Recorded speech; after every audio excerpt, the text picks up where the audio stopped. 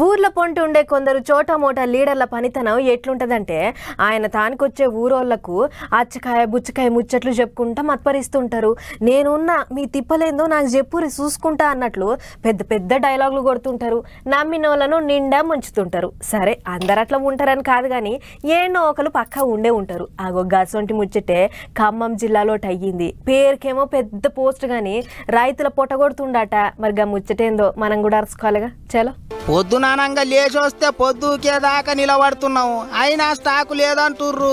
పొంటెల కమానం లైన్ల నిలబడి కాళ్ళు గుంజుడే గాని ఒక్కటంటే ఒక్క బత్తగిన దొరికి పాడైతలేదు. మరి వచ్చిన సరుకు అంతా ఏడబోతుంది, ఏ దొంగల పాలైతుంది అని ఎంకులాడితే అసలు ముచ్చట బయటపడ్డది. భద్రాద్రి కొత్తగూడెం జిల్లా ఇల్లందులుండే డీసీసీబీ డైరెక్టర్ జంగం కోటేశ్వరరావు దొంగదందా చేస్తుండట. అధికారుల అండ చూసుకొని 70 యూరియా బత్తాలు గొంచబోయి మాణిక్యారంలో ఆయన సొంత గోదాములో దాచిపెట్టిండట. మరి ఈ ముచ్చట రైతులకు ఎట్లేరికైందో ఏమో ఆయనతో పోలీసులకు ఫోను కొట్టి ముచ్చట అంతా పూస ఉచ్చినట్టు చెప్పిర్రట. ఎమ్మటే కొమరారం ఎస్ఐ ఇంకా ఆయన బలగం అంతా దిగి కోటేశ్వరరావు గోదాములో చెకింగ్లు చేసిర్రు. పట్టుబడ్డ బత్తాలను చూపించుకుంటా ఇవి యాడికెంచి తెచ్చినావు, ఎట్లొచ్చినాయి అని అడిగితే అదబదబా అని నీళ్లు నావిలి ఏదేదో కవర్ చేద్దాం, లేకుంటే అసలుకే ఎసరొస్తుంది అన్నట్టు పొంతన లేని సమాధానం చెప్పిండట. అదిన్న ఎస్ఐ ఈయన కథెట్టనో ఉందని ఇల్లందు వ్యవసాయ ఆఫీసర్ కు ఫోన్ కొడితే ముచ్చట అంతా చెప్పి ఇంట్లో మీ పాత్ర ఏమన్నా ఉందా అని అడిగిండట. ఏ లేదు సార్, నాకేం తెలియదు, ఆ యూరియా లకు నాకు ఎటువంటి లింకు లేదు అన్నట్టు చెప్పిండట గా వ్యవసాయ అధికారి. ఇగేముంది, మనోడు యాన్ నుంచో దొంగతనంగా పట్టుకొచ్చి ఈడ మెలిగిండు.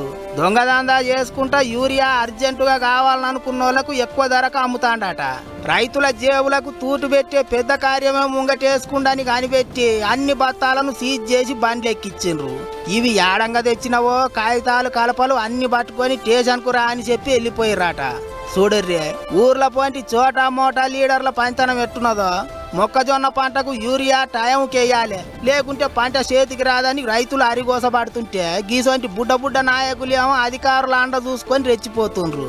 రైతు నోటికాడి బుక్క ఎత్తగొడుతుండ్రు.